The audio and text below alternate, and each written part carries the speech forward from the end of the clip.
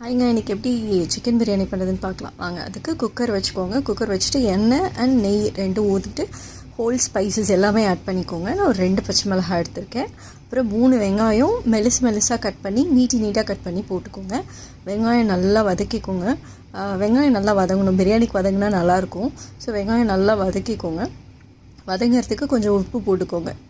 ஃபுல்லாக உங்களுக்கு தேவையான பிரியாணிக்கு தேவையான அளவு நம்ம உப்பு சேர்த்துக்கலாம். உப்பு சேர்த்து வதக்கிறப்போ நல்லா வெங்காயம் சீக்கிரமாக வதங்கும். ஓகேங்களா?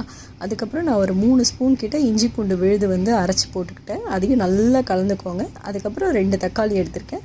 2 தக்காளி போட்டு நல்லா கலந்துட்டு ஒரு 2 கைப்பிடி புதினா கொத்தமல்லி, எப்போவுமே புதினா அதிகமாக இருக்கணும் கொத்தமல்லிக்கு, அதையும் போட்டு நல்லா கலந்துக்கோங்க. அப்புறம் மிளகாத்தூள், காஷ்மீரி மிளகாத்தூள், தனியாத்தூள், கரம் மசாலா இதெல்லாமே போட்டுக்கோங்க. நான் மிளகாத்தூள் 2 ஸ்பூன் குழம்பு மிளகாத்தூள் எடுத்திருக்கேன்.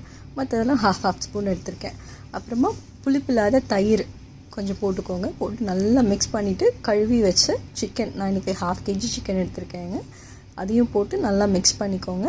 அப்போவே உங்களுக்கு அந்த வாசனை நல்லா வர ஆரம்பிச்சிடும். நான் இன்றைக்கி 1.25 டம்ளர் கிட்ட எடுத்திருக்கேன் அரிசி. அதுக்கேற்ற மாதிரி நம்ம தண்ணி ஊற்றிக்கணும். 1க்கு 1.5 ஊற்றணும். 1.25க்கு நான் கொஞ்சம் எக்ஸ்ட்ராவாக ஊற்றிக்கிட்டேன்.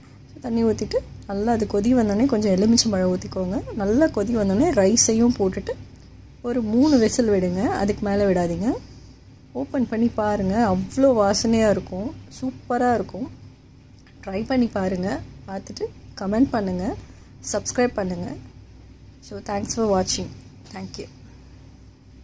சூப்பர் வாசனையாக இருக்குங்க. நீங்கள் ட்ரை பண்ணி பாருங்கள். ரைஸும் நல்லா உதிரியாகவே இருக்குது. டேஸ்ட் அல்டிமேட்டாக இருக்குது. இதை நீங்கள் ரைத்தா கூட வச்சு சாப்பிடுங்க.